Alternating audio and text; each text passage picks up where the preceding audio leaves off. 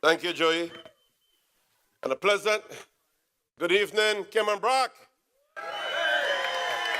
What time is it? Say it again. What time is it? All right. We'll keep working on it and we'll get louder as the night goes. But it's good to be in Cayman Brac once more with you. And as Minister of Community Affairs, Youth and Sports, just to give you a brief synopsis of some of the things that my ministry has led here in the Brac and Little Cayman. The whole area of Needs Assessment Unit and the Department of Children and Family Services is something that impacts Cayman Brac quite heavily because, as we know, you have pretty much an aging population, and because pensions are a relatively new phenomenon in these islands, we have to support our people as much as we can. So my ministry is committed to ensuring that those individuals and families who are vulnerable, disabled, or marginalized are supported in every way possible to provide quality care and timely intervention and responsive services to help them through their hard times and as they go into their golden years. One of the things that you will know that we introduced recently was an older persons policy, followed by some of the legislation that supports and underpins that policy. And we're looking forward to seeing that in action to ensure that our elderly are well protected as they go on into their life and not taken advantage of, but live in a very dignified manner. That is very important for our old folk. There's two sets of people that a nation is judged by, and that is how you care for your young and how you care for your elderly. And I happen to have both in my hands at this moment, and we hope that we will continue to build on what I've started. And when we are re-elected on May 24th, we have a lot more initiatives to come.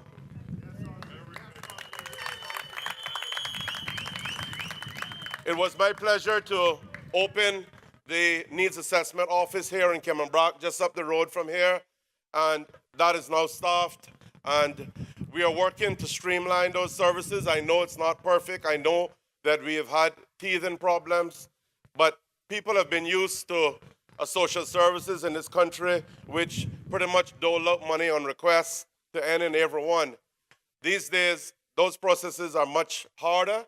They're much more streamlined, but we are aware that they can be more efficient, and that's what we're working on. As I speak, I am restructuring that entire process, and we hope to be able to deliver those services to the people that deserve those services in a timely and efficient manner, and better than we are doing right now. We're very proud on the DCFS side, Department of Children and Family Services, to have done a number of firsts here in Cayman Brac in this past couple of years. And one of the things that we did, we had our first foster care recruitment drive in February, just gone. We had the first Christmas party for children and families in Cayman Brac and Little Cayman on December, just gone. And we have monthly activities for seniors. So you can see that the department is working hard to keep our seniors stimulated and active. The Colonel Community Center, that is had a number of repairs and upgrades to appliances, and we still have some work to do there, but the commitment is there to get that done. We have in-home elderly care services, and that continues for 7 families at the moment. And we also have a number of programs such as men's nonviolence group, anger management, and mental health. This is all exciting stuff that takes care of many of the, as I said, the vulnerable and needy people in these islands. And it's very important that you have a government that does it in a very efficient manner. I will touch briefly on the youth segment of my ministry, and what is evident here is the branch of the cadet corps that we have here, which is active and have some 11 cadets currently registered. I am looking to grow the cadet detachment in these islands. At the moment, it's just over 100 and about 120. But I feel that we have the potential to grow the cadets to as much as 500 in the coming years. And I will be pushing hard on that. We've just opened a new headquarters in Grand Cayman.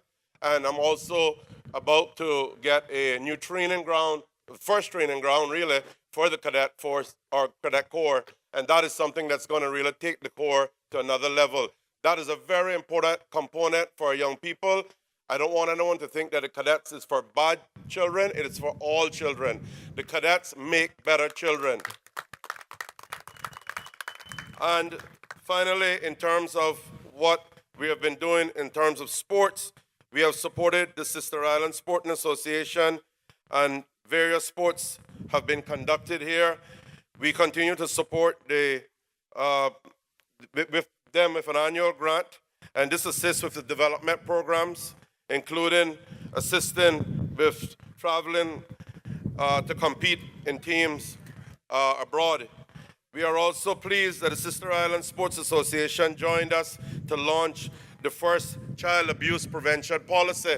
And we came up and we did a presentation to them, and that was well received. And we are very happy that Cayman Brac immediately joined up. That is something, again, is going to protect our young people and avoid abuse, or at least when the abuse, if it does take place, it is reported in an efficient and timely manner. We have to protect our young people. We know there are predators out there. The Youth Services Unit has had a repeat of the highly successful Brac Spring Weekend, which involves drone racing, youth forums, kickball and basketball tournaments. And this is actually going to be taking place, I think they will be back this weekend to host the Cupcake Wars as part of Child Month. We also grant aid a number of youth programs on the Brac, including Stake Bay Baptist Church Youth Program and Crossroads Baptist Church. So, folks, we have been busy. And the reason we have been busy is because Cayman Brac and Little Cayman have two excellent representatives. I want you all to think about that. You have two individuals in the form of the Deputy Premier and the Madam Speaker. And these individuals, for a long time, were not on the same platform. They competed for the seats here in the Brac, but they competed in a very amicable and respectful way. Now, they happen to be on the same side, the progressive side. We are proud to have had Madam Speaker join our ranks, and I can tell you, they are a dynamic duo. They're both very smart, they work extremely hard, and they push for these islands. So, folks, my point to you is, why change a good working old thing? Simple as that. Why change it? We have no problem working with them. They have no problem working with us. And they have no problem working for these two islands that they represent. So, folks, please, I'm asking you, you can listen to the rest, but you know who to vote for when May 24th comes, because they are working hard for you. As I drive around this island, I can see the infrastructure that has been put in place. This place is poised for takeoff. This Cayman Brac has everything going for it at the moment in terms of the development, the infrastructure. We just need to make sure that investors come in and do what they can do within the guidelines that are laid out. We are not looking to encourage people to come here and do it through any back door. It is being done properly. The Deputy Premier has worked hard at airlift for these islands. You now have two SABs and you have two twin otters that service these islands. You don't have any more complaints about getting here. So, folks, I will not extend or overstay my welcome, but I'm here to say what a pleasure it has been to work side by side with these individuals as a minister, to sit with the Deputy Premier in Cabinet, to work with Madam Speaker in the Legislative Assembly. These are people of dignity, these are people of integrity, and these are intelligent people working hard for you. Please, on May 24th, vote Moses Kakarnal and Juliana O'Connor Connolly. Julie in the east, Moses in the west. That is the best. What time is it? PPM time. Thank you and God bless.